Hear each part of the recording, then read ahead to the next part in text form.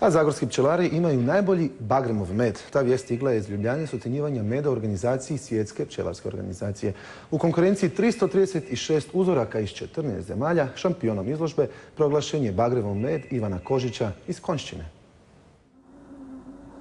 Najbolji med na svijetu čuva se i toči u bočice u podrumu stambene zgrade u Konjšćini. Ivan Kožić kaže da mu zasad i ne treba veći prostor jer ne proizvodi puno. Tek oko 800 kg godišnje, a to bi moglo biti premalo nakon što se vijest o svjetskom šampionu proširila Zagorjem, ali i Hrvatskom. Sad smo se svi dobri.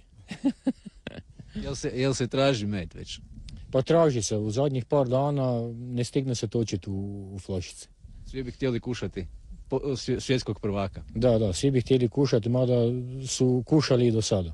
Osim za medom, velika je i potražnja za receptom, odnosno tajnom uspjeha. Kako napraviti najbolji med? Tajne neke nema. Puno rada, puno ljubavi prema pčelama, puno radova obaviti na vrijeme, ne ostavljati za sutra. Ja drugog recepta ne znam. Najbolji med na svijetu gospodin Kožić i njegove pčele proizvode u 40 košnica. Sve su uvijek na bregu Bocek. To je samo jedan od brojnih zagorskih bregova bogatih bagremom.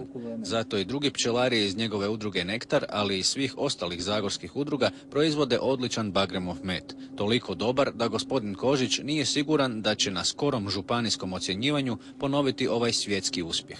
Mogu sumnjati jer je konkurencija, najteža.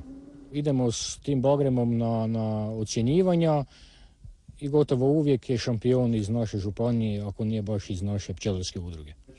Ipak uspjeh iz Ljubljane dosad je najveća potvrda kvalitete zagorskog bagremova meda. Uskoro bi trebao postati zaštićena robna marka.